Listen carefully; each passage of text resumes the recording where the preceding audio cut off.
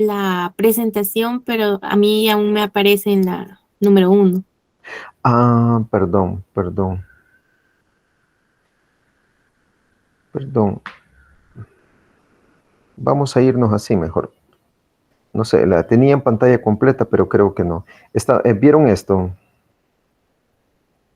No, eso no lo No vi. se vio. Ahora sí No, se entonces ve. de eso estaba hablando. De esto que estaba hablando vaya, lo vamos a ver, ni modo, lo vamos a ver aquí mejor, porque no sé qué pasa cuando a la hora de, lo puse en pantalla completa y no sé qué pasó. Ajá. Doctor, a mí nunca se me puso en pantalla completa la diapositiva. Ah, sí, Sí, algo nunca se pasa, vio. no sé. No sé que quizás la cantidad de gente o no sé, no sé. Es por Bueno, cómo está dejemos así. presentando. Sí, ahorita sí ven la presentación, ¿verdad? Sí, ahorita sí. Sí, doctor. La segunda diapositiva. Bien. Vale, entonces nos vamos a ir así explicando mejor, para no complicarnos. Entonces les estaba explicando de esto, que existen muchos tejidos que prácticamente tienen un alto contenido de agua, donde estaban los riñones, la sangre, el corazón, el cerebro, el hígado y otras cuestiones más. Y que nosotros, bueno, en un hombre de 70 kilos, de conformación atlética, obviamente, ¿verdad? Sano, el 60, el 70% está formado por agua. Eso quiere decir que tiene 42 litros. El agua como tal se divide en agua corporal total, que es todo lo que nos compone, ¿verdad? El agua corporal, todo es el contenido de agua en nuestro cuerpo, y este se subdivide en líquido intracelular, que conforma el 60% del agua, y el líquido extracelular, el 40% del agua total. Ojo, chicos, a veces aparece una regla que se llama 60, 40-20. Entonces, pero esto cuando se refiere al 60% es del agua corporal total y esto conforma el 100%. Entonces, estamos diciendo en varones que el líquido intracelular ocupa 25 litros y el líquido extracelular 17 litros. Entonces, aparte de esta subdivisión que esto de líquido intracelular y líquido extracelular, hay otra división de líquido extracelular. El líquido extracelular prácticamente es lo que está fuera de la célula, ¿verdad? Que tiene un menor porcentaje. Y este se subdivide en líquido intersticial, un 75% de líquido extracelular. No se me vayan a confundir cuando se refieran, esto no es 75% del agua corporal total, es 75% del líquido extracelular. El plasma, un 20% del líquido extracelular y el líquido transcelular, un 5%. ¿Qué es el líquido transcelular? Líquido transcelular, por ejemplo, el que se encuentra en las pleuras, que se encuentra en las articulaciones, y que se encuentra en otras partes donde no hay mucho líquido y se está intercambiando constantemente. Esto es importante que ustedes se lo aprendan. En mujeres, como hay más tejido adiposo, obviamente el tejido adiposo es más grasa que agua, el porcentaje de agua corporal puede disminuir a un 50%, desde el 50 al 60%. Entonces, y así eh, una mujer puede contener 35 litros de agua corporal, ¿verdad? Entonces, esto es muy importante que lo conozcan. Por ejemplo, si yo les digo, a ver, quiero ver una persona, si les pongo un ejercicio, un hombre de 50 kilos de peso, ¿cuánto es el contenido de agua? Ustedes solamente lo multiplican por el 60% y ya les sale los litros, ¿verdad? Que en este caso serían 30 litros. Y aún más, si se pueden hacer otros ejercicios que también que ustedes lo deben saber. Por ejemplo, si yo quiero saber el contenido de líquido extracelular en una persona de 50 kilos, eso ya varía. Entonces, recuerden, esto es algo variante en una persona de 70 kilos. Estamos hablando de 70 kilos. Los ejercicios que se le pueden poner a ustedes es variarle el peso en kilos de una persona y ahí que ustedes vayan sacando conforme a los porcentajes, vayan sacando su contenido en litros. No se confundan porque al hacerse referencia, por ejemplo, si yo les pregunto a una persona de cuánto es el contenido en litros de agua de líquido extracelular a una persona de 50 kilos, entonces tienen que multiplicar este 40%, ¿verdad? Este 40% de estos 42 litros, el 40%, entonces por el peso, ¿verdad? Es es muy cambiante, ¿verdad? Entonces, se los digo, apréndanse los porcentajes y de ahí van sacando los líquidos, ¿verdad? Entonces, estamos hablando de esto mismo, líquido intracelular que ocupa la mayor parte, el 60% del agua corporal total, y el extracelular que es el 40%. El extracelular en el plasma, el intersticial y el líquido transcelular. Cada uno de estos líquidos tiene una peculiaridad porque está conformado por electrolitos que son específicos de cada uno. Por ejemplo, en el plasma sanguíneo, una de las proteínas más abundantes es la albúmina y es lo que mantiene la presión oncótica a nivel del plasma sanguíneo. En el líquido intersticial y en el líquido intracelular varía mucho la concentración de iones, pero al final debe existir los mismos cationes y los mismos aniones se deben equilibrar entre el líquido extracelular e intracelular. Por ejemplo, en el líquido extracelular, el catión más importante es el ion sodio. No así en el líquido intracelular, donde el líquido intracelular es el potasio. Es el potasio el catión más importante.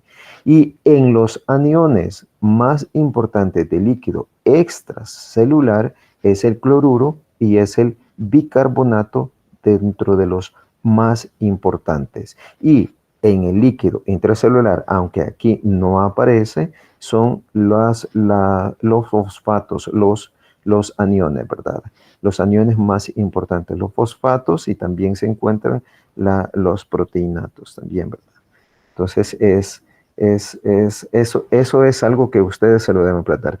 Dentro de estos mismos, al final, estos se equilibran. Por ejemplo, habrán oído ustedes la bomba de sodio y potasio, que es la que mantiene la entrada de potasio, entonces, y salida de sodio dentro de la célula, y mantiene ese intercambio para mantener siempre las cargas equilibradas. Como les digo anteriormente, debe haber un equilibrio en el cual deben haber los mismos cationes, tanto aniones, tanto extracelulares e intracelulares, se deben equilibrar las cargas, ¿verdad? Entonces, eso es sumamente importante.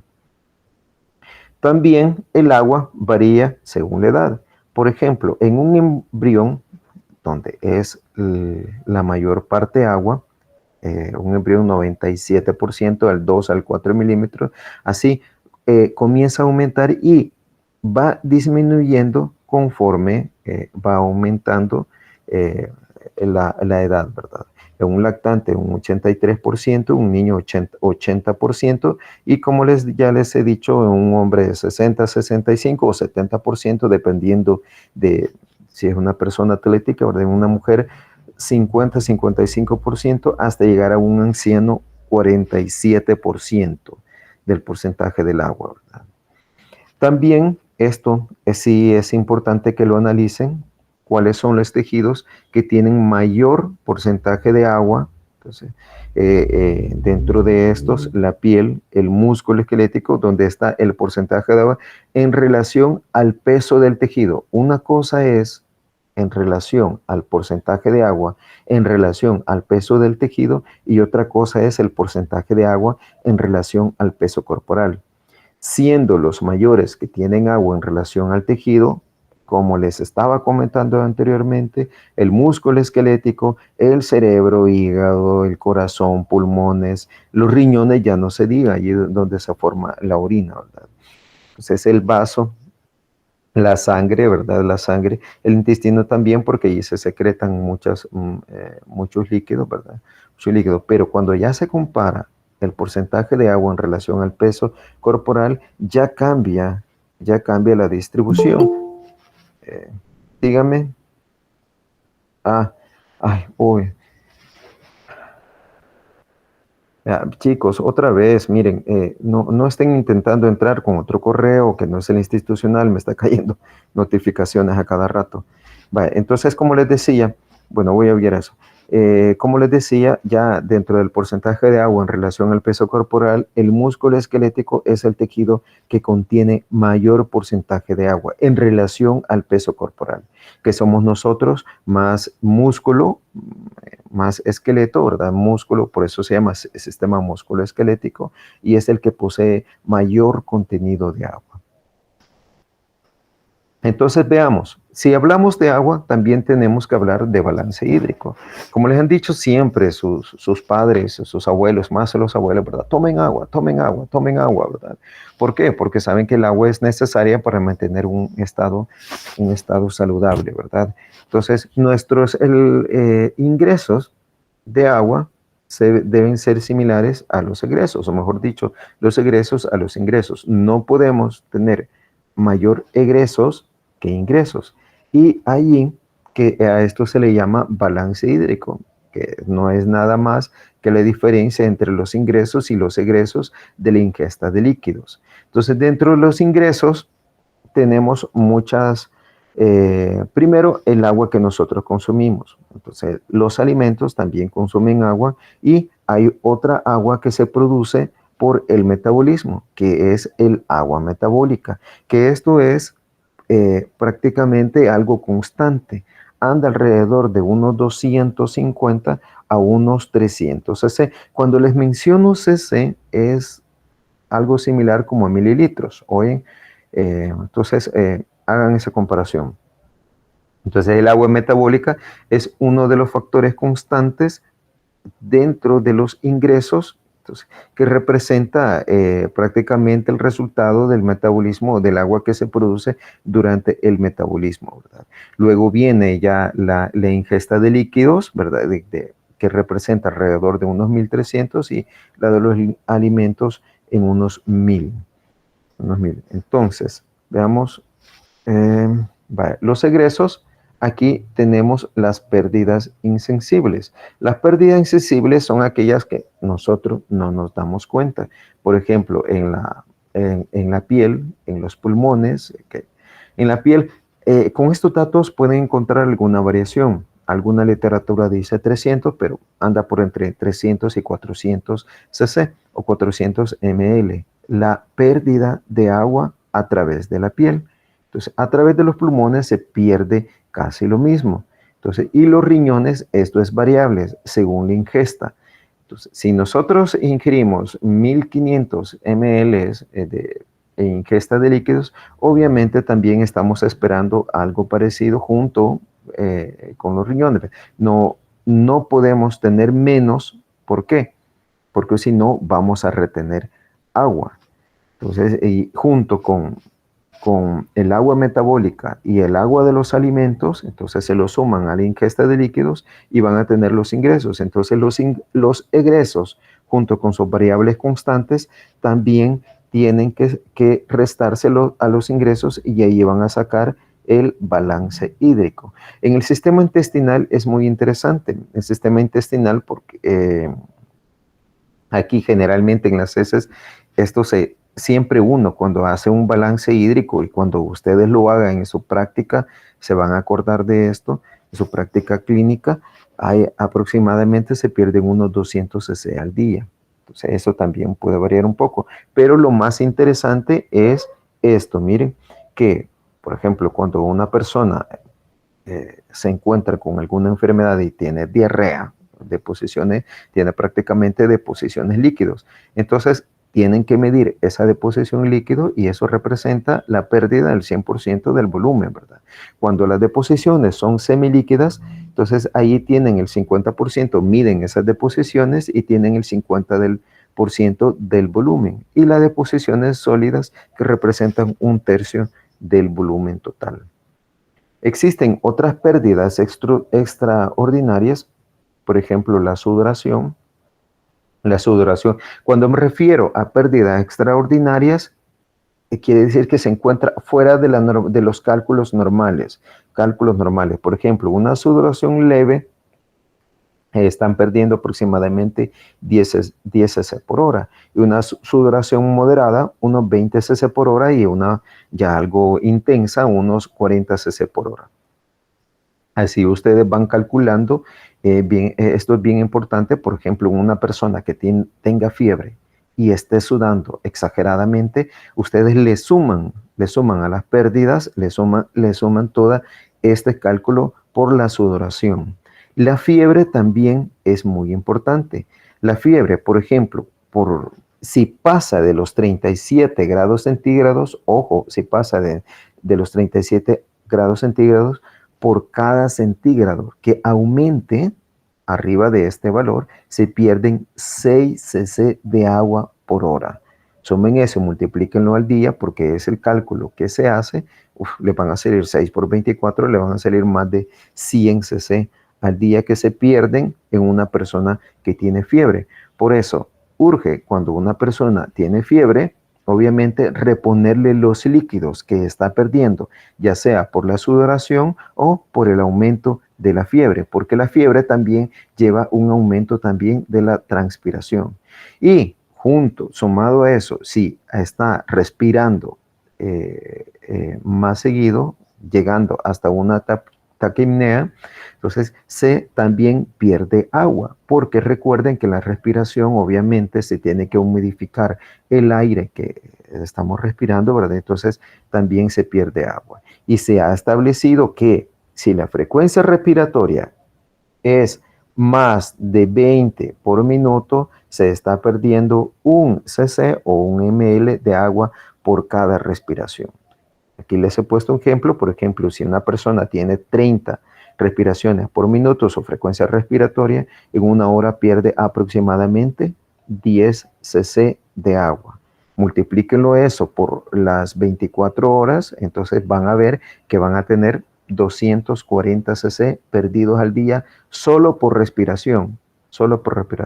Entonces, estas son pérdidas extraordinarias en ocasiones especiales, ¿verdad? Entonces tenemos que para calcular el balance hídrico, ustedes suman los ingresos, ¿verdad? Los ingresos, que aquí el único variable es la bebida, y por eso le digo, ingieran un litro o más de 1 litro de líquidos. ¿Por qué? Estos 1500 que representa la ingesta se le suman al metabolismo, que son de entre 200 y 300 cc, en promedio 250 ml, junto con la comida, que el agua de la comida, unos 750. Entonces, en total representa unos 2500. En las heces, como les estaba diciendo acá, permítame, Alexis, dime. Sí, yo tenía una pregunta, más que todo, ¿qué pasaría Alexis, si los ingresos fueran... Alexis. Bueno, te lo voy a... Va, dime. Ajá, dime. Dime, Alexis. ¿Qué pasaría si los ingresos sobrellevaran a los egresos? Sobrepasaran. Vale, obviamente, sí. Ajá, si los ingresos sobrepasan a los egresos, obviamente vamos a retener líquido y podemos llegar a un edema. Un edema puede ser de cualquier tipo. Por ejemplo, en una persona renal que no está desechando líquidos adecuadamente, una persona renal, que esto lo van a ver, van a ser el pan de cada día cuando lleguen a la rotación del Rosales, ahí se van a acordar, van a ver que se congestionan, que comienzan a presentar edema, y este edema puede ser un edema pulmonar, que el líquido se acumule más en los pulmones, o un edema de los miembros inferiores, comienza con los pies, entonces hay una retención de líquido hasta poder formar en algunas ocasiones, poder formar un tercer espacio, ¿verdad? Pero sí, o este líquido se puede acumular en el peritoneo también. Entonces, en el peritoneo o en los miembros inferiores. Entonces, hay una retención de líquidos. Ejemplo clásico, las personas con insuficiencia renal, en las cuales los egresos son menores que, permítanme, que los ingresos, ¿verdad? Entonces, los ingresos sobrepasan y por lo tanto, entonces se retiene líquido dentro del cuerpo. ¿Cómo lo van a notar? Se comienzan a edematizar. La edematización es nada más que en otras palabras, que hinchazón de cualquier parte de nuestro cuerpo, ¿verdad? Comienza en los pies, luego va comenzando en los tobillos, luego a las rodillas, luego a las piernas, puede llegar hasta en forma general lo que se conoce como anasarca. ¿Cómo lo pueden hacer? Permítame, Checo, permítame.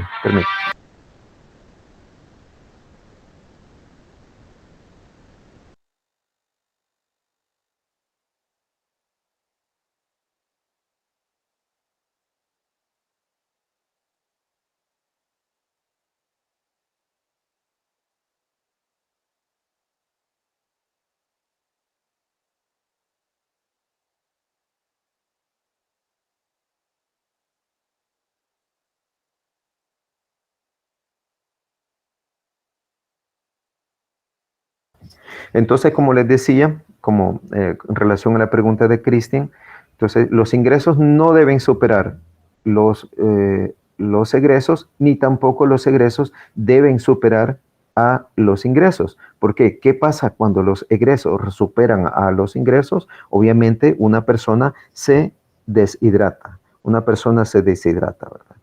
Entonces, eso. Pues entonces, Cristian, no sé si pude aclarar tu pregunta. Sí, muchas gracias. Vaya, sí, solamente compañeros, las preguntas las dejamos al final, oye, para avanzar un pelín más rápido. Vaya, ajá. Vaya, entonces, estamos hablando de aquí, de este balance hídrico, siempre cuando ustedes hagan el cálculo en su práctica clínica, van a ver el balance hídrico y van a ver la pérdida de agua a promedio de día. Ponen unos 100 o unos 200 ml ¿verdad? En el sudor unos 200, ¿verdad? En la respiración, aquí aparece aquí han sumado la respiración con la piel, ojo. Alrededor andan de 350 a 400, como se los dije anteriormente, y aquí le han sumado a 700, ¿verdad? 700 ml, y que junto con la orina, que es así, se tiene que medir directamente, así como los ingestos, ¿verdad? La orina se tiene que medir directamente y deben ser equitativas para que el balance hídrico sea igual a 0, ¿verdad? No puede ser positivo. Si es positivo, algo así como la pregunta de Cristian que estaba haciendo, ¿verdad? Entonces, que los ingresos son mayores que los egresos, y obviamente hay un edema. Si es negativo, obviamente los ingresos son menores que los egresos y por lo tanto hay una deshidratación. ¿Sí? ¿Estamos? Bueno, vamos entonces. Veamos, equilibrio pH y equilibrio ácido-base. Pasemos a la segunda parte, ya es algo tarde. O sea, así como les dije que habían ciertos iones dentro del líquido extracelular y líquido intracelular, siempre que ustedes reporten un líquido, siempre van a ver algo. Van a ver algo que aquí se me ha movido un poquito, que es el pH. Por ejemplo, cuando se van a hacer ustedes un examen de orina, ven ustedes y les aparece dentro de los primeros resultados, dentro de los primeros parámetros, ven la densidad de 1 y algo y ven el pH. Cuando ustedes se van a hacer un hemograma, entonces, o si quieren hacer un poco más, van a ver también el estudio del pH. ¿Por qué el pH es tan importante? Es tan importante y es tan insignificante. Insignificante en cantidad. Por ejemplo, si ustedes ven la concentración de ion sodio, ¿cuánto es? Anda de 140 miliequivalentes o de 136, digamos. 136, 145 miliequivalentes. Eso quiere decir 0.136 equivalentes, que eso es lo que están viendo acá. Si la de cloruro, 0.97 miliequivalentes o 0.097 equivalentes. Y la de potasio de 3 a 5.3, entonces en promedio les había dicho 4, ¿verdad? Da igual, entonces es de 0.0053. Pero la concentración de iones hidrógenos que tenemos en nuestro organismo a un pH de 7.4 es 40 nanoequivalentes por litro. Eso significa que ustedes tienen 0.0000004 equivalentes. ¿Cuánto equivalentes? ¿Ven la minúscula cantidad o concentración de iones hidrógenos que nosotros tenemos a un pH de 7.4? ¿Lo ven? ¿Lo están viendo? Entonces es insignificante, pero es significante a la hora de la bioquímica, de comparar la fisiología normal, el equilibrio hemodinámico de nuestro organismo. Entonces, y de ahí la importancia que nosotros tengamos que estudiar pH y equilibrio ácido-base. Cuando ustedes les preguntan qué es el pH, obviamente les van a preguntar qué es pH. Obviamente van a decir pH, no van a decir, wow, bueno, es que es la concentración de 40 nanoequivalentes. No, esa es la concentración. Ah, es que pH es no sé qué, esto y esto, es la disociación de la... No. ¿Qué es pH? Simple y sencillamente es el logaritmo de la concentración, el logaritmo negativo de la concentración de iones hidrógenos. Simple y sencillamente. pH igual a logaritmo negativo de la concentración de iones hidrógenos, como se los explicaron en química orgánica. Y el pOH, obviamente, es lo contrario, el logaritmo negativo de la concentración de iones hidrógenos. Esto sumado pH más pOH, obviamente, siempre les tiene que dar 14. Entonces, cuando ustedes vean acá la concentración de iones hidrógenos, entonces si estamos hablando de un pH de 1, estamos diciendo de 10 a la menos 1, una concentración molar de 0.1. Entonces, si tenemos un pH de 1, obviamente nuestro pOH, ¿de cuánto va a ser? 13. Entonces, si tenemos un pH de 7, obviamente nuestro pOH va a ser de 7. Y así sucesivamente. El pH junto con el pOH tienen que sumar siempre 14. Ojo, pH fisiológico 7.35 a 7.45. Ojo, fisiológico, en promedio 7.4. Quiere decir que si en este momento ustedes extraen sangre y miden la concentración de iones hidrógeno, sacan su pH, pueden tener ¿cuánto? 7.38, pueden tener 7.40, pueden tener 7.44 o 7.45. Ese es el pH fisiológico.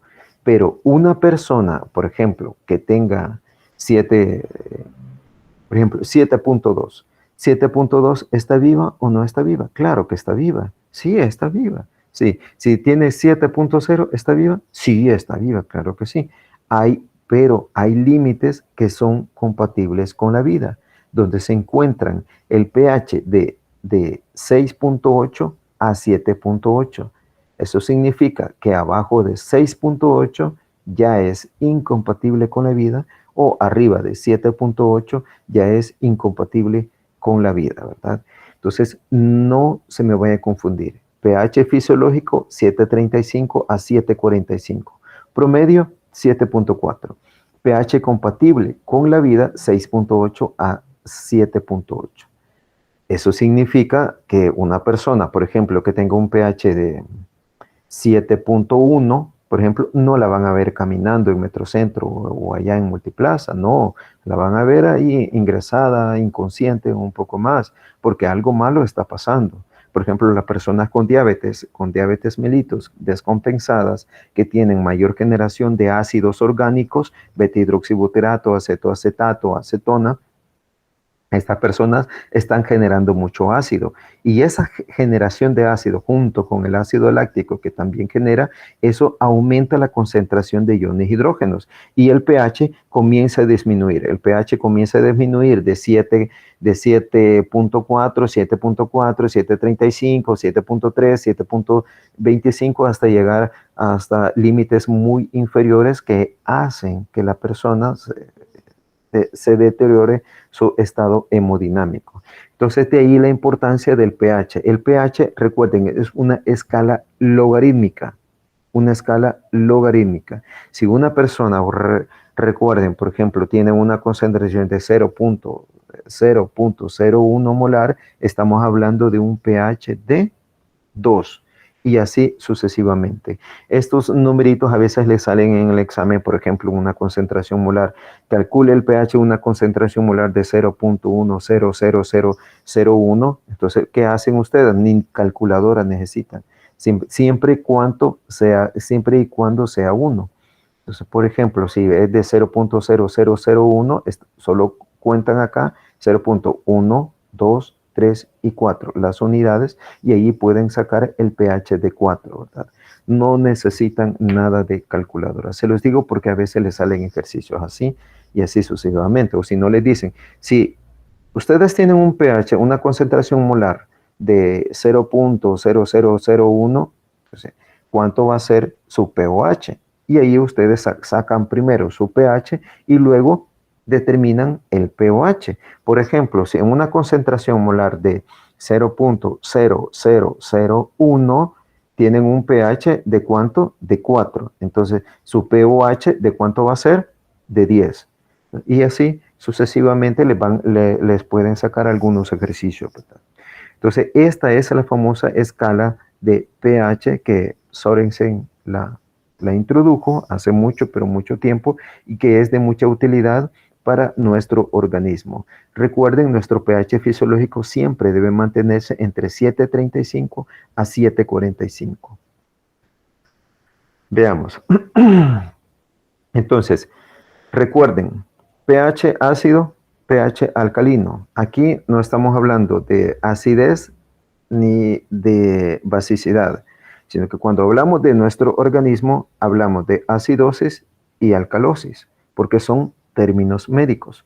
Cuando nuestro pH disminuye abajo de 7.35, obviamente estamos hablando de acidosis. Cuando nuestro pH aumenta arriba de 7.45, obviamente estamos hablando de alcalosis. En una solución podemos hablar un pH neutro a 7.0 y abajo de 7.0 obviamente va a ser un pH ácido y arriba de 7 obviamente un pH alcalino.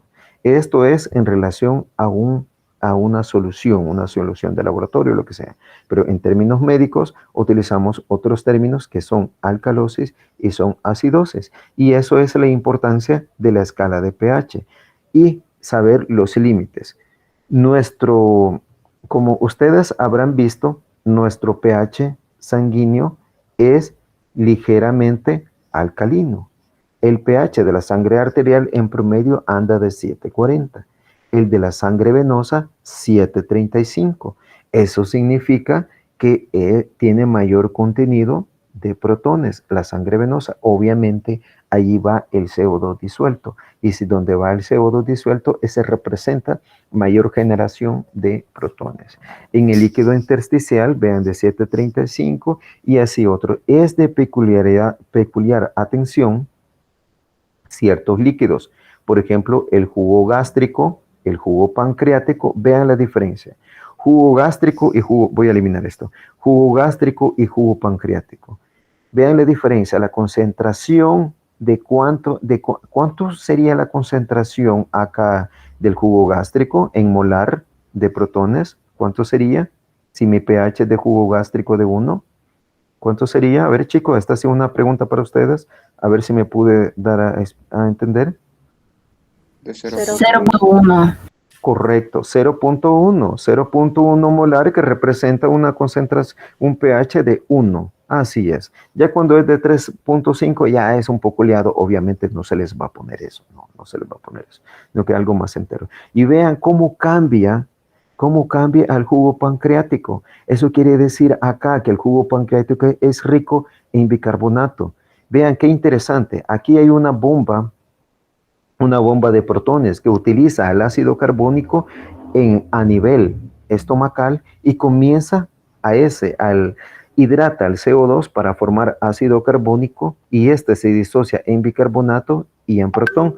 El protón, ojo, el protón se expulsa a nivel de lumen gástrico y el bicarbonato se va por el torrente sanguíneo a dónde? Al jugo pancreático para elevar así drásticamente al pH, y llega al jugo pancreático hasta llegar a tener un pH de 8, de 8 a 8.3 o aún más. Vean qué interesante, el mismo protón que se deriva de este bicarbonato, de este ácido carbónico, entonces este se expulsa a nivel del jugo gástrico y el bicarbonato se va al jugo pancreático para crear esa pero esa enorme diferencia. Vean, una concentración acá de 1 y acá de 8. Permítame, disculpen chicos, tengo que...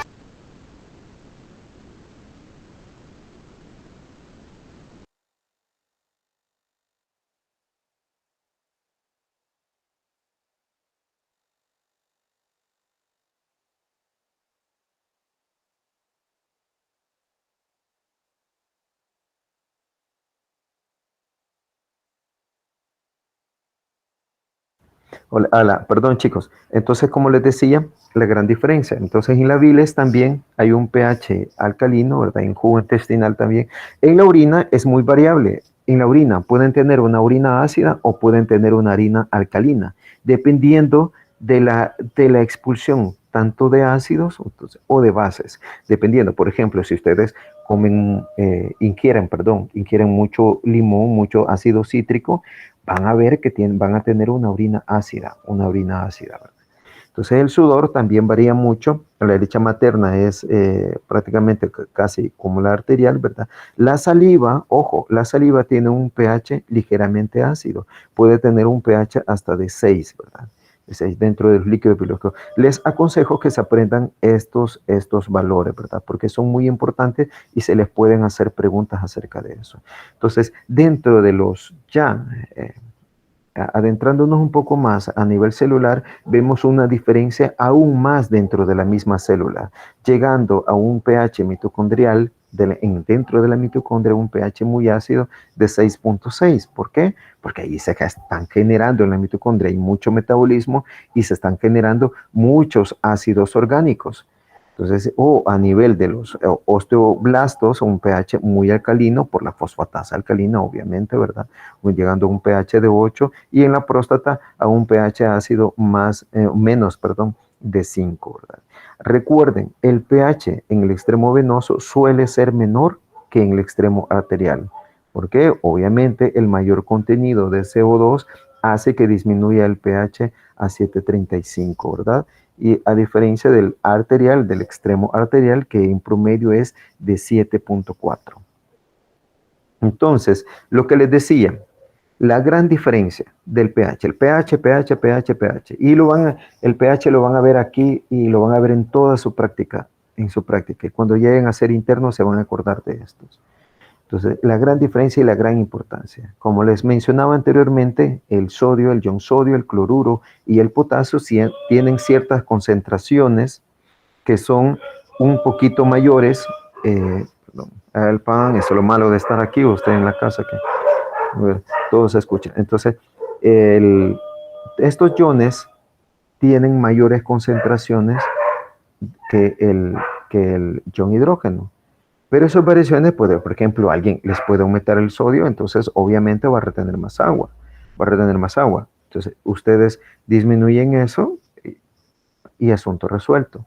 Pero la concentración de iones de hidrógeno es delicadamente muy sensible. Muy sensible. Entonces, si ustedes ven, La concentración a un pH de 7.4, la concentración de iones hidrógeno es de 40 nanoequivalentes por litro. Eso es. No se confundan con la disociación del agua.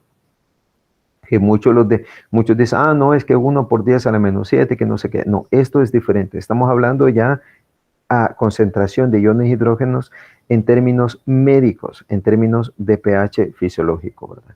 Entonces tenemos que la importancia de esta concentración de iones hidrógenos es que altera mucho de nuestra fisiología. Vamos a borrar esto. Entonces, la concentración de iones hidrógenos puede alterar las cargas de ciertas proteínas. Por ejemplo, en una enzima que cataboliza, que en su sitio activo cataboliza una reacción, este protón puede llegar a neutralizar a esta carga en los residuos catalíticos o a estas cargas, a ciertos aminoácidos. Entonces, y eso altera la funcionalidad de una enzima. Por ejemplo, si ustedes ponen una enzima del páncreas o del lumen intestinal, del intestino delgado, del duodeno, ponen una enzima, un zimógeno o cualquiera de todas esas enzimas, la pone y la pasa al estómago, ¿qué es lo que va a pasar? Se va a desnaturalizar por el exceso de protones. Entonces, y obviamente ya no va a actuar. También este protón actúa, si ustedes ven una persona con pH bajo, con una gran acidosis o una gran alcalosis, comienza a disminuir su estado consciente hasta llegar a un estado comatoso. ¿Por qué? Porque la concentración de iones hidrógenos también altera el transporte de ciertos neurotransmisores y por lo tanto lo lentifica. ¿Por qué? Porque también altera la bomba sodio-potasio. Altera la bomba sodio-potasio, altera el transporte de ciertos neurotransmisores y al nivel neuronal la sinapsis disminuye y la transmisión nerviosa también se ve alterada. A nivel celular también influye. Por ejemplo, en una acidosis, obviamente el organismo tiene que actuar e introduce el protón a la célula. ¿Y qué es lo que hace para equilibrar las cargas? Saca el potasio. Entonces, y es lo que aumenta el potasio extracelular y por lo tanto en una acidosis severa se puede ver una hipercalemia o viceversa, la albúmina. La albúmina transporta todo. La albúmina también transporta protones y transporta calcio. Al aumentar los protones, ¿qué es lo que hace?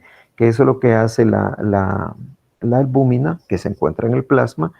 Comienza a desechar, a separar, a liberar más calcio para unir más protones. Entonces, y eso genera la hipercalcemia. Entonces, en una acidosis severa, entonces, no controlado, obviamente, podemos tener hipercalemia más hipercalcemia, junto con otros. Entonces, ven la gravedad de este pequeño e insignificante protón, ¿lo ven? Altera todo nuestro metabolismo hasta podernos llevar a un estado de inconsciencia, un estado comatoso y obviamente generar la muerte, ¿verdad? Entonces en los casos más severos. Entonces, ¿por qué? Porque altera todo el metabolismo, altera membranas, altera lípidos, altera proteínas, altera transportadores, altera la bomba sodio-potasio y altera toda la dinámica, toda la hemodinámica de nuestro organismo. Y de ahí la importancia de este protón. Entonces veamos, fuentes de ácidos en nuestro organismo. Entonces alguien se puede preguntar, bueno, a ver, el protón, sí, el protón, pero ¿cómo hago yo para generar o cómo genero en mi organismo protón? Nosotros tenemos ciertos ácidos que son volátiles cuando se habla del CO2 y ciertos ácidos fijos que no son volátiles, que son los que se están produciendo en nuestro organismo. Por ejemplo, cuando ustedes comen comen carne, cuando nosotros ingerimos comida, obviamente esos alimentos nos pueden generar ciertos ácidos. Por ejemplo, en las carnes, obviamente, van los aminoácidos, cisteínas, van metoínas, cistina, metionina. Entonces, van estos aminoácidos, ¿qué es lo que contienen esto? Azufre.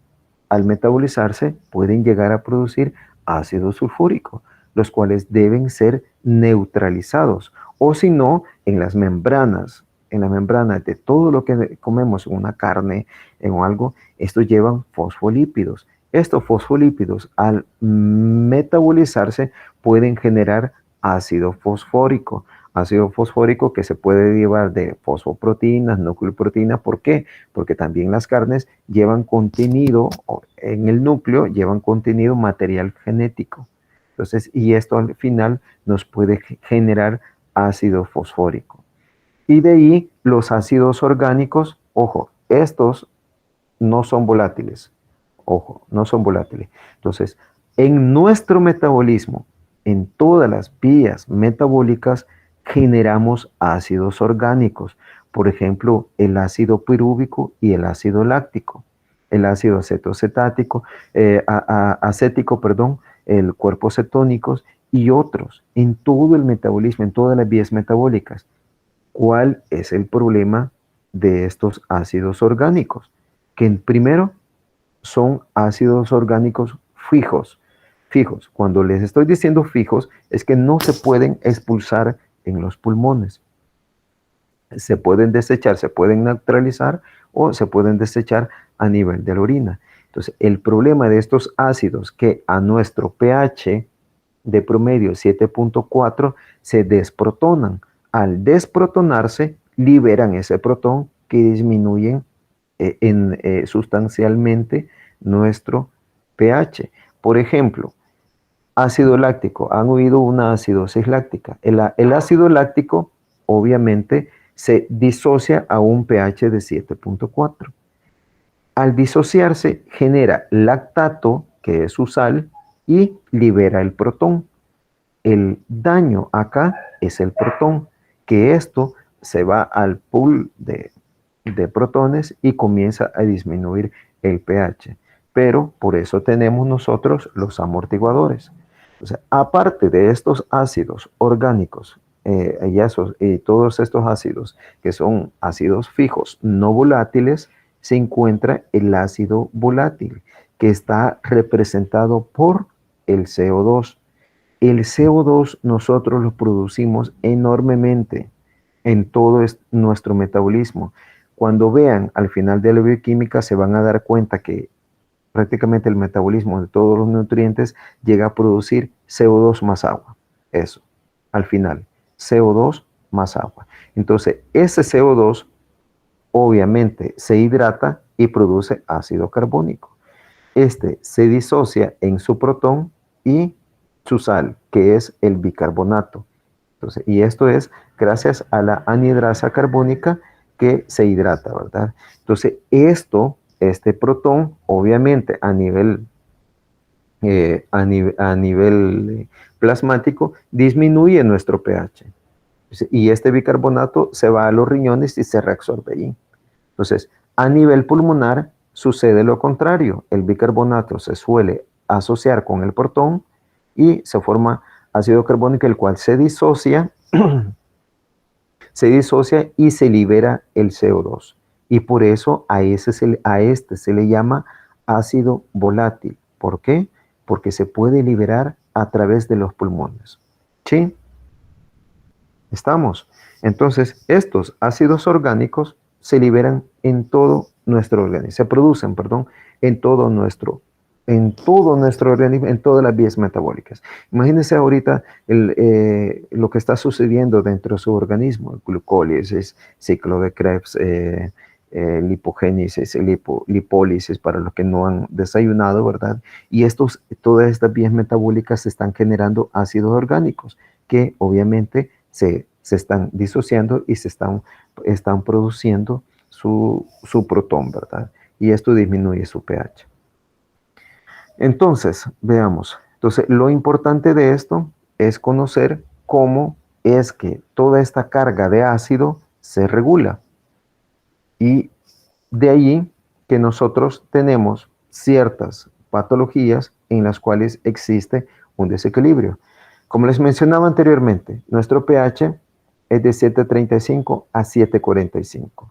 Si baja de 7.35, estamos hablando de una acidosis, la cual puede ser metabólica o respiratoria, o sea, que ya lo vamos a ver más adelante. O si aumenta de 7.30, 7.45, tenemos una alcalosis metabólica o respiratoria. De ahí lo importante. Recuerden, esto es acidosis, no acidez. Cuando hablamos de acidez, son soluciones en algo ácido y algo alcalino. Aquí, en términos médicos, acidosis y alcalosis. Entonces, ante esta acidosis y ante esta alcalosis, o normalmente nosotros tenemos ciertos mecanismos, ciertos sistemas que contrarrestan esta sobrecarga de ácido, ya sea ácido volátil o ácido fijo. Dentro de estos tenemos a la defensa de primera línea, que son los sistemas buffers, y el sistema respiratorio. El sistema respiratorio, por ejemplo, ¿qué pasa cuando hay una sobrecarga de ácido, aumenta el CO2? ¿Qué es lo que hace? Existe una estimulación de los centros respiratorios a nivel de la médula espinal del puente, ¿verdad? Y eso, ¿qué es lo que hace? Estimula a los músculos intercostales y al diafragma. ¿Para qué? Para aumentar la respiración y desechar ese CO2. Esos son los primeros mecanismos de defensa, o generación de ácido, son contrarrestados por los amortiguadores, también llamados buffer, también llamados tampones, y hay otros nombres también, ¿verdad? Entonces, estos son los primeros sistemas de defensa de primera línea. Y tenemos la defensa de segunda línea, que ya actúa a largo plazo, que es el mecanismo renal. Entonces, estos son los sistemas, los grandes sistemas que contrarrestan o mantienen nuestro pH dentro de 7.35 a 7.45. Veamos entonces.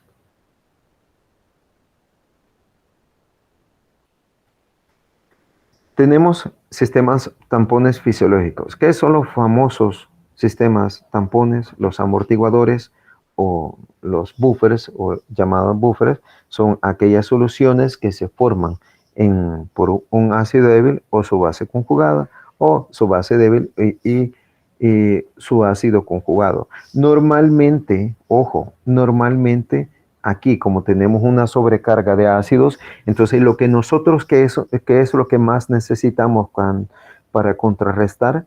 Una base conjugada. Necesitamos una base conjugada para contrarrestar la sobrecarga de ácido que se está produciendo en nuestro organismo o que estamos ingiriendo. Entonces, por lo tanto, nosotros ocupamos más los tampones formados por el ácido débil, que en este caso ya vamos a verlos, y su base conjugada. Entonces, hay una definición que siempre les preguntan. ¿Qué son los sistemas amortiguadores? Son químicamente y fisiológicamente. Químicamente son aquellas soluciones formadas por un ácido débil y su base conjugada, o viceversa, ¿verdad? Aquella formada por su base débil o la sal de su ácido conjugado, ¿verdad? Entonces, eso químicamente.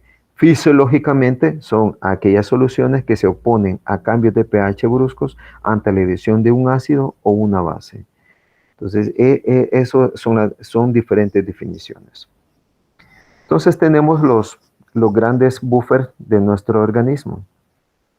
Tenemos, recuerden, las proteínas, como están cargadas, también pueden amortiguar la adición de protones. Y de ahí tenemos que la hemoglobina se considera uno de los buffers. También la conformación de la hemoglobina, ese hemoglobinato puede captar protones y puede contrarrestar esa generación de ácido. Y las proteínas en general, como contienen aminoácidos y muchos de estos están cargados, también pueden contrarrestar a esta adición de protones, a esta adición de ácido. Luego tenemos el buffer fosfato, tanto el monosustituido como el disustituido, que estos se encuentran intracelularmente, ¿verdad? Permítame. Aparte de eso, tenemos al más importante, uno de los más importantes que creo que ya lo conoce, que es el buffer bicarbonato. Bicarbonato ácido carbónico, conformado por su sal, que es el bicarbonato, entonces, y su ácido, que es el ácido carbónico, que es uno de los buffers más importantes en nuestro organismo. Y sumado a esto, también tenemos a los fosfatos orgánicos.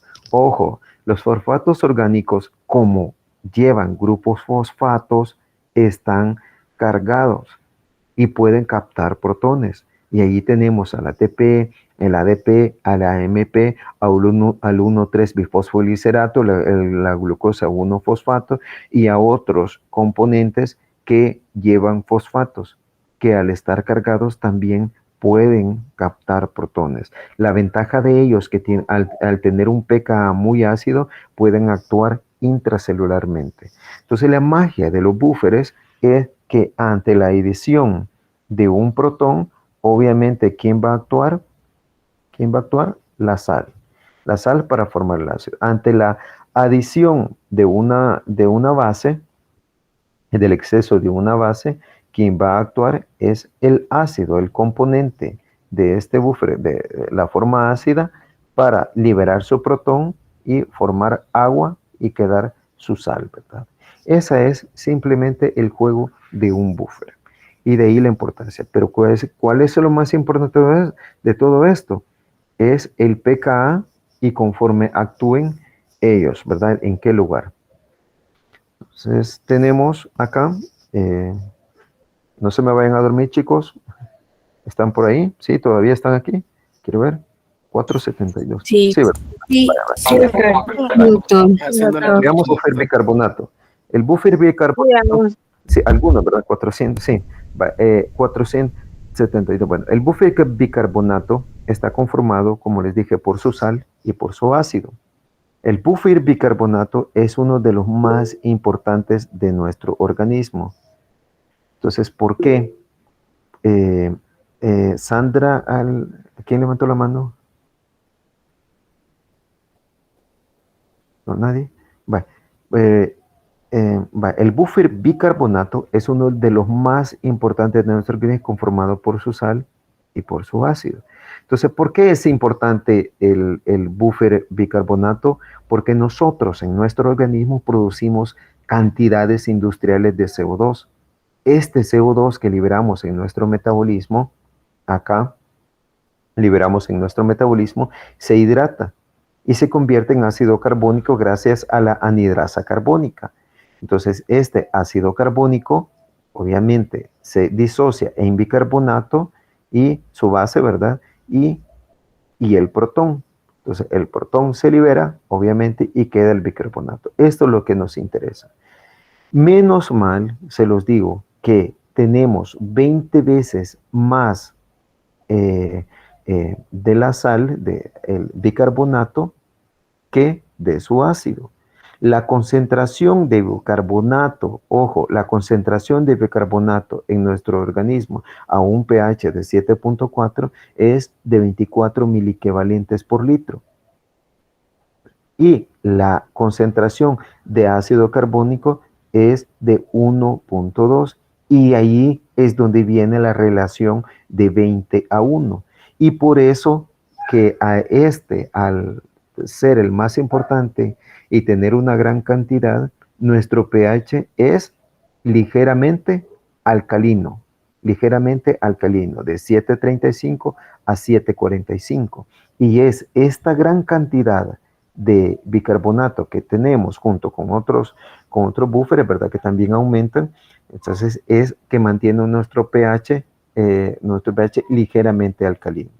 El ácido carbónico como tal no existe, no, en nuestro organismo. Por ejemplo, ustedes van en su práctica clínica cuando llegan al Hospital Rosales y dicen, no, es que en la clase de bioquímica nos enseñaron que la concentración de bicarbonato es de 24 miliequivalentes, entonces, y la de ácido carbónico es eso. Entonces, yo quiero que me mida el ácido carbónico. Se van a reír de ustedes. El ácido carbónico no se mide como tal, sino que se saca. ¿Por qué? Porque la mayor parte del ácido carbónico, sino casi decir casi todo, se encuentra en forma de gas, en forma de CO2, y lo que se mide es la PCO2, la presión parcial del CO2, que tiene para convertirlo en ácido carbónico, se multiplica por una constante de disociación, una constante de solubilidad, con un constante de solubilidad del CO2 al ser el gas, que es de 0.03, y ahí es donde sacan la concentración de ácido carbónico,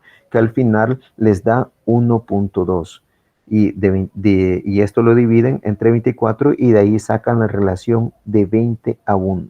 Entonces tenemos más base que tenemos más ácido. Entonces, este bicarbonato, obviamente, al adicionar un ácido, por ejemplo, acá, al adicionar, por ejemplo, si reacciona con el ácido láctico, va a liberar el ácido láctico, libera su protón, y quien va a actuar es la base, ¿verdad? El bicarbonato, y va a formar ácido carbónico. Este ácido carbónico puede llegar a los pulmones, llega a los pulmones, obviamente, y se disocia en agua y CO2, y este CO2 es el que nosotros expiramos.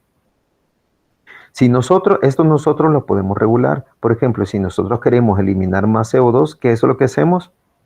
Aumentamos la respiración, la frecuencia respiratoria. Si nosotros queremos retener más ácido, obviamente, bueno, nadie lo va a querer, ¿verdad?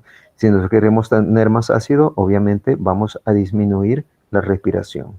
Entonces, ante la adición de una base, quien va a actuar obviamente es el ácido, ¿verdad? Para formar agua, y de ahí la magia de este buffer, del buffer bicarbonato. ¿Cuáles son las ventajas de este buffer?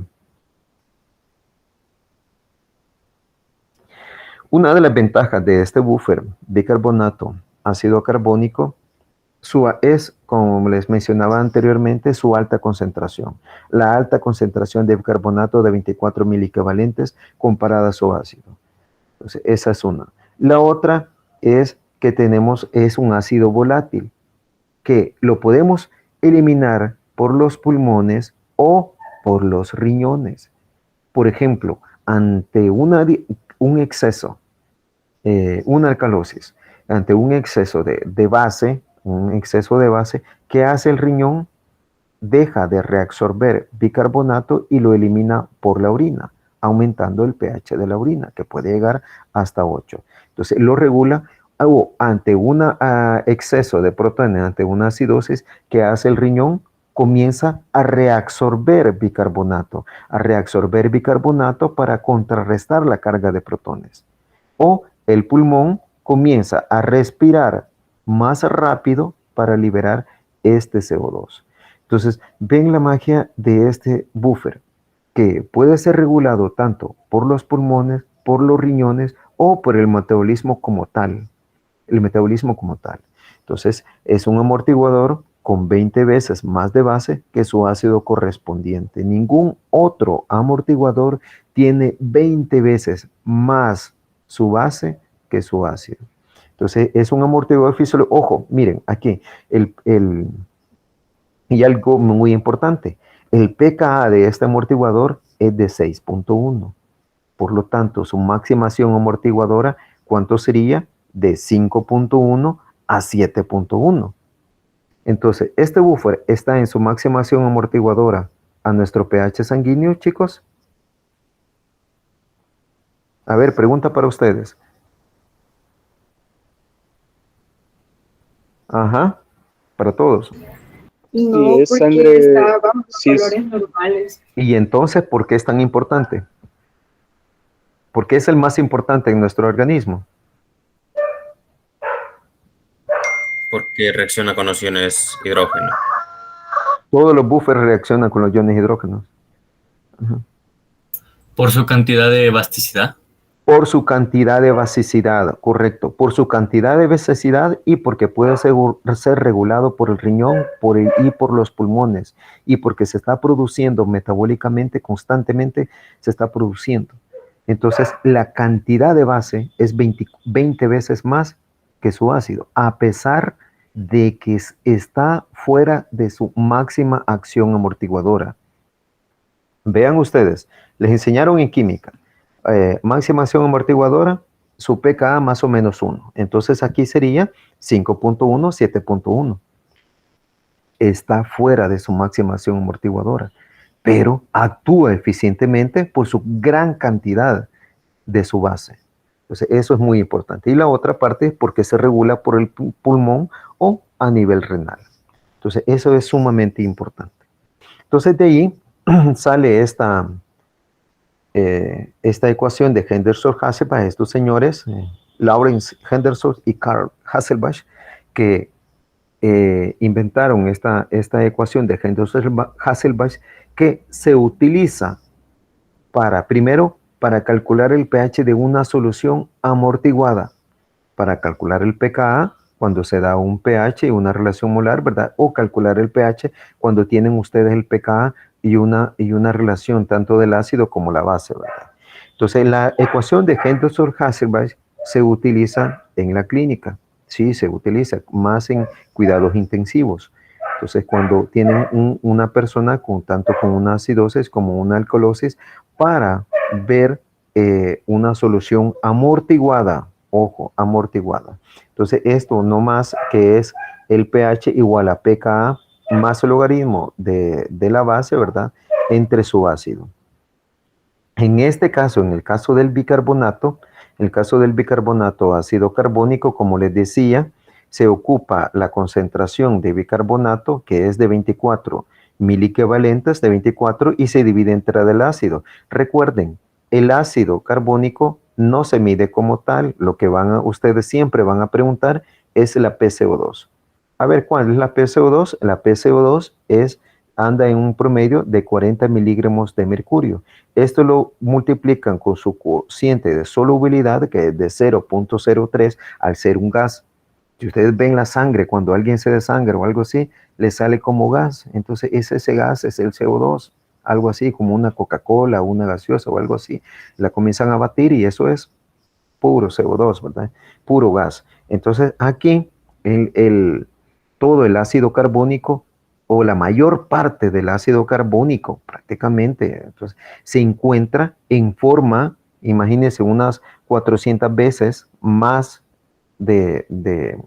representa más se encuentra en forma de CO2 que ácido carbónico. Y por lo tanto, solamente se mide el CO2. Y esto se multiplica por 0.03, que al final les da 1.2, y lo dividen entre 24, entre 1.2, y hacen todo el cálculo junto con su pKa y les da un pH de 7.4. Entonces, los ejercicios que se les ponen a ustedes son, por ejemplo, si yo adiciono 12 miliequivalentes de un ácido, por ejemplo, de ácido láctico, ¿van a reaccionar con quién? A ver, chicos.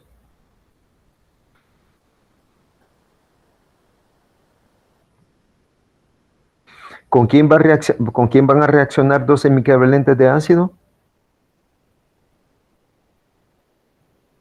Con la sustancia buffer de basticidad. Pero, ajá, ¿con quién? ¿Con cuántos? Entonces, ¿cuántos me van a quedar?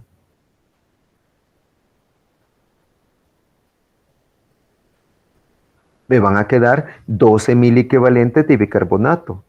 Y estos 12 miliequivalentes que se formaron, entonces esos se van a sumar a los 1.2 y ahí hacen la división. Entonces, le restan a uno, ojo, si agregan un ácido equivalente, imagínense, 12 miliequivalentes de un ácido, obviamente van a reaccionar con los 24 miliequivalentes de la base.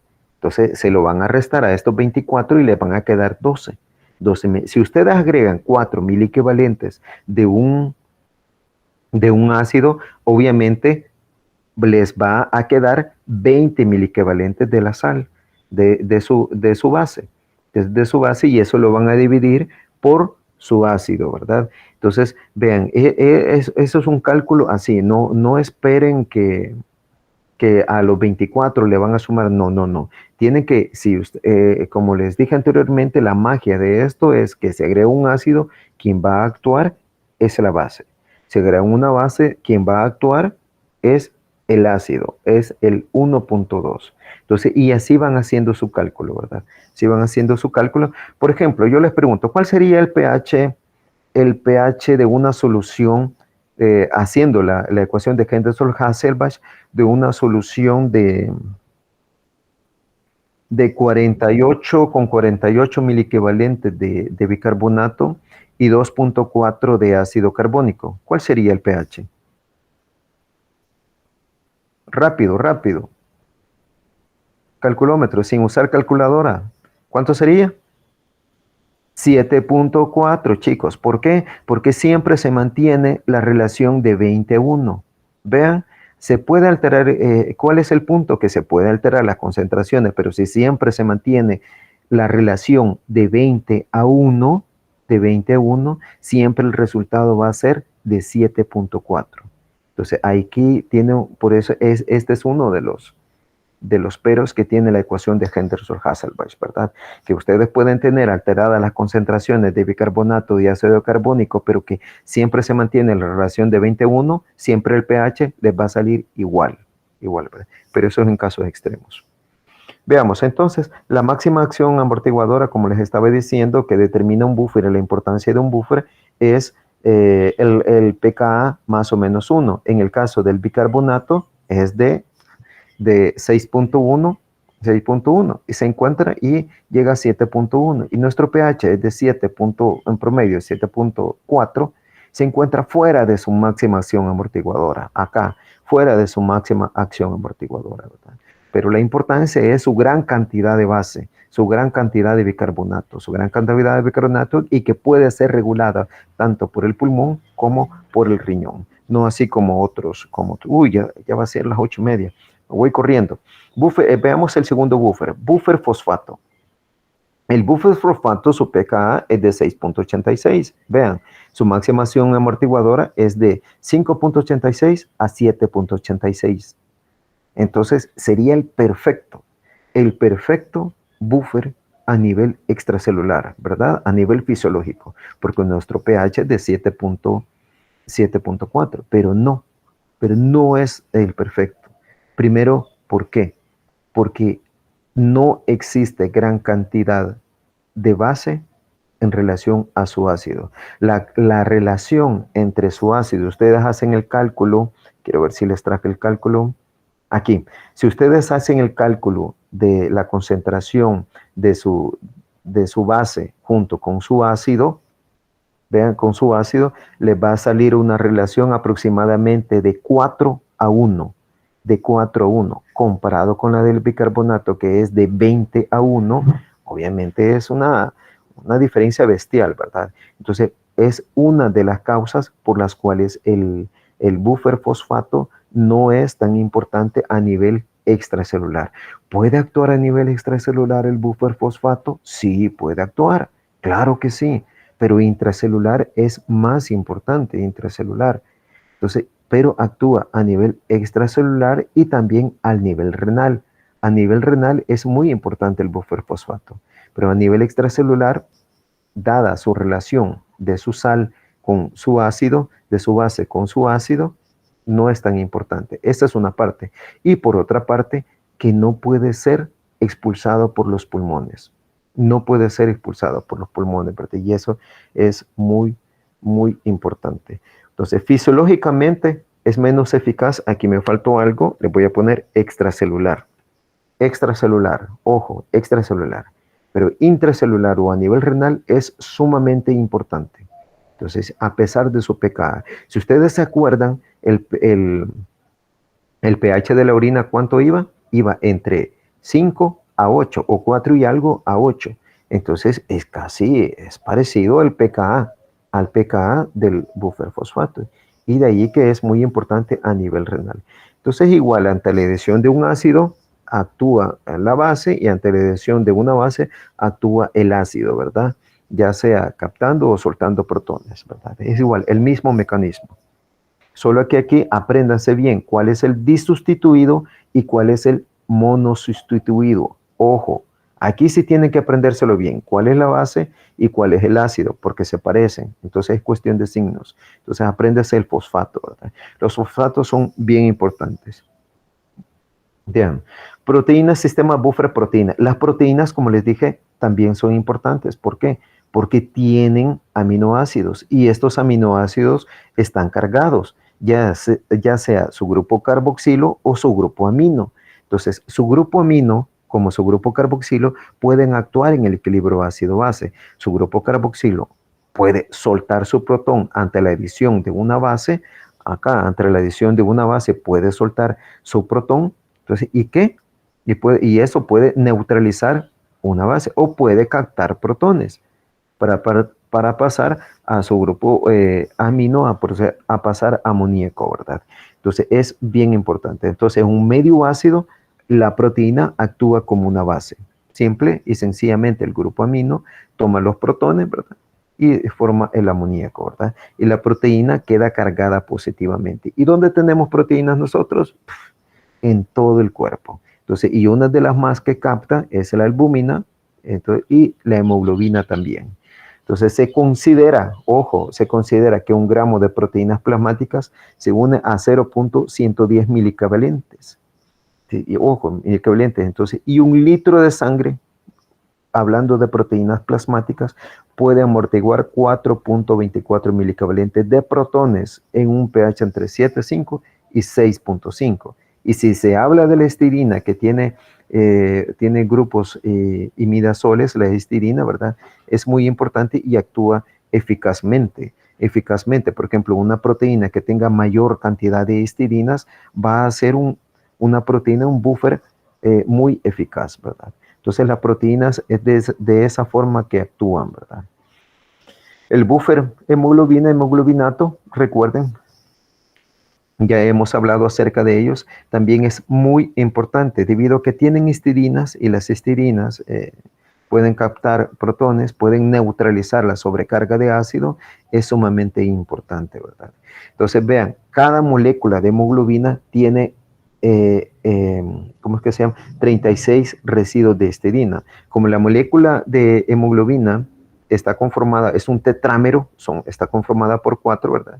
Cada molécula tiene 9, cada 9. Entonces, con un total son 36 residuos de histidina. Y ojo, la oxihemoglobina, vean el pKa de la oxihemoglobina de 6.7 y la desoxihemoglobina de 7.9. Se encuentran cerca del rango de nuestro pH sanguíneo. El rango de maximación amortiguadora. Por lo tanto, son eficaces. La hemoglobina es muy eficaz. Tanto la oxihemoglobina como la desoxihemoglobina. Entonces, son muy eficaces tampones, ¿verdad? El componente hemoglobinato-hemoglobina. Y el sistema respiratorio, lo que ya habíamos hablado. El sistema respiratorio es muy eficaz. Primero, metabólicamente, disminuyendo la concentración de CO2 por medio de la anhidrasa carbónica. Entonces, al llevar el bicarbonato, al asociarse de nuevo con el protón, se forma ácido carbónico a nivel pulmonar y este CO2 es desechado a nivel de la expiración, ¿verdad? Y se queda el agua. Esa es una de las formas en las cuales hace el pulmón, el sistema respiratorio. Y la otra es a través de los núcleos, de los centros respiratorios a nivel del puente, a nivel de puente en la médula oblonga. Estos son bien importantes. ¿Por qué? Porque están conectados a los músculos intercostales y al diafragma. Pequeños cambios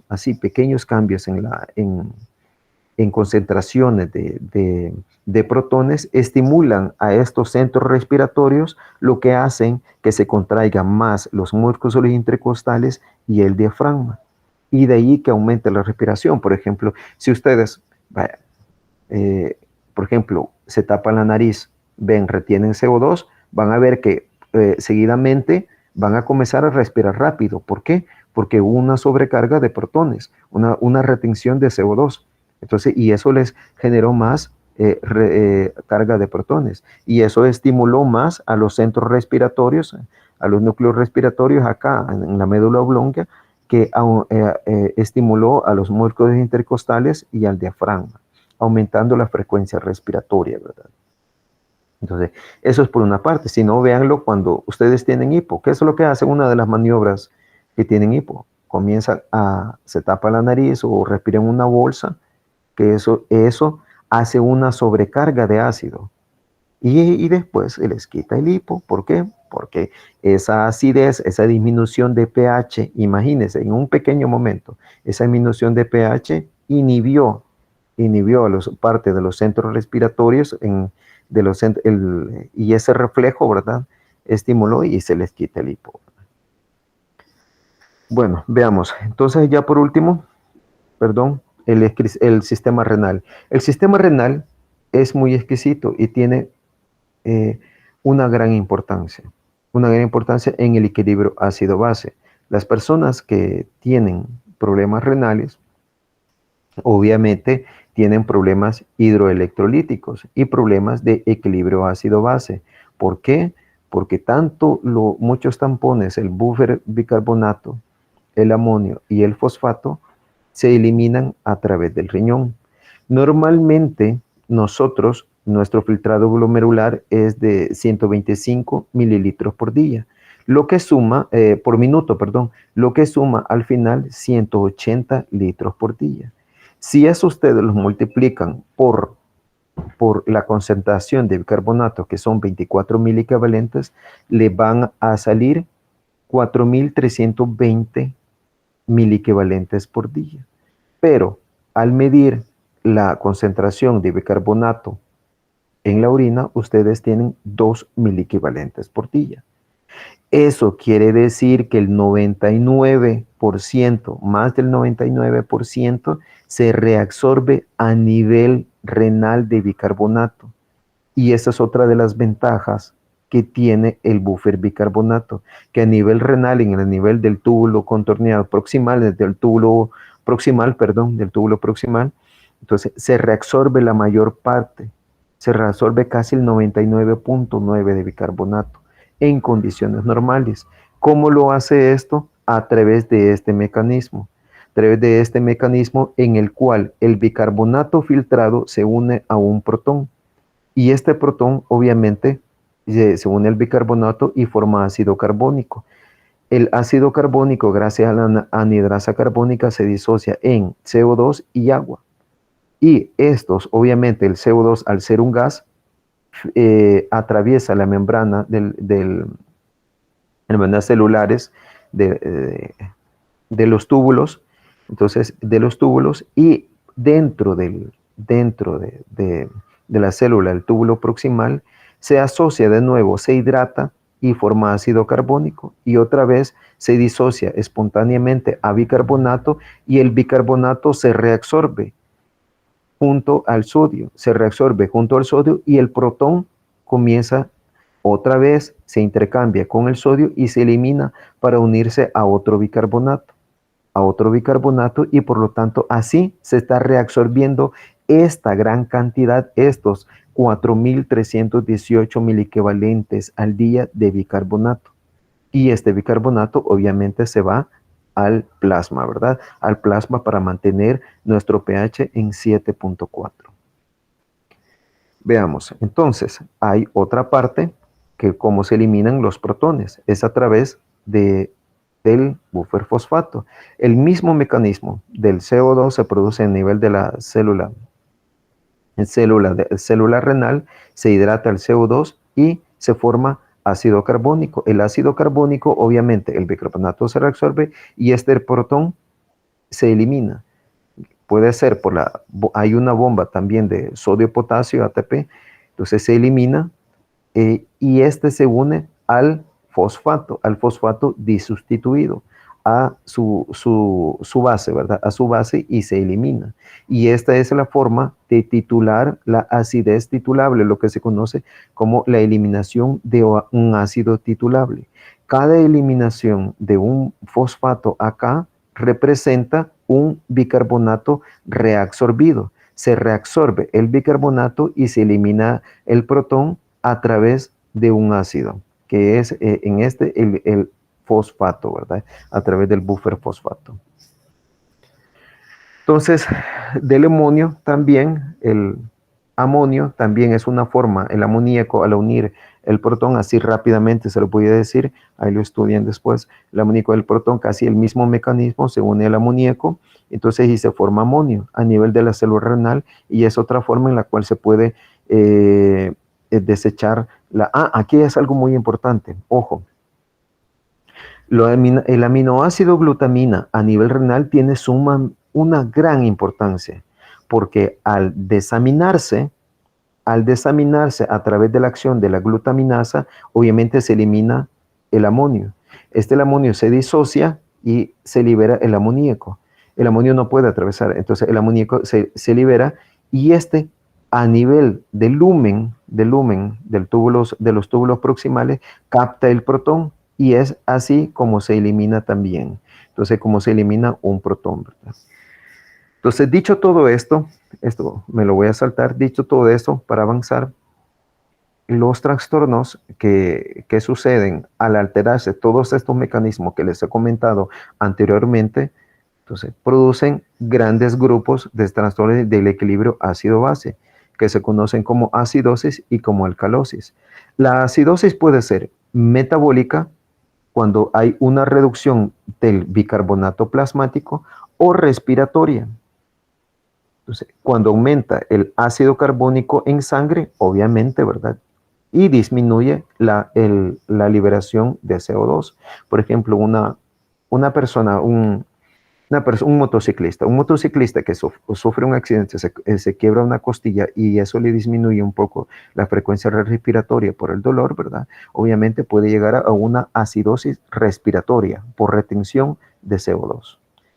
Recuerden, al igual, alcalosis arriba de 745 puede ser metabólica cuando hay un incremento del bicarbonato, o respiratoria cuando hay una disminución en la concentración del ácido carbónico, ¿verdad? Definición, ojo chicos, cuando ustedes definan acidosis, siempre definan el pH.